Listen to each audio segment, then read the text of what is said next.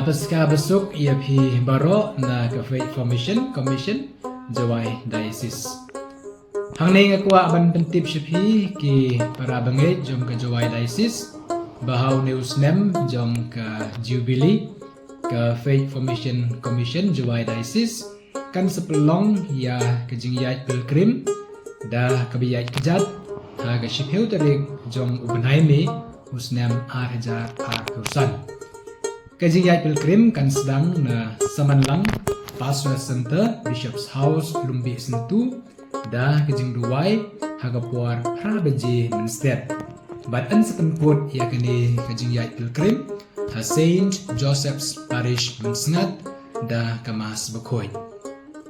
Tingilai ia kini ke pilgrim sya parish mensengat kum kadak kajing pengkre ia ke jubilee jong ke faith formation commission kabahan sepelong ubanai September ha kani ka parish. Tinga kot ngawer sing bahaya pibaro ki para bangai jong ka jawai diocese banishim benta ha kani ka jingyat pilgrim. Bat ka phang padeng jong kani ka jingyat pilgrim jongi kadai ki pilgrim jong ka jing kermen.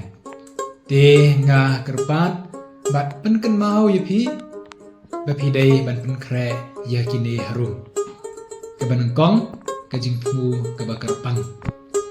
kabar kedonut kebakmen bat kebensim yaisya satar mar kajingyat pilgrim tolong kebajrong kan simpor kumbahan riu kenta ayai kabalai kalenti beneng rosary bat kiwei ki tierniam kebasau ki jasong kumdi keshetri ki juti ki basuk ban phong bat ki wei ki jingdon kam jong pi shimet kebasan ki nong yat pilgrim kin pendiang hi yala ki jong ki kali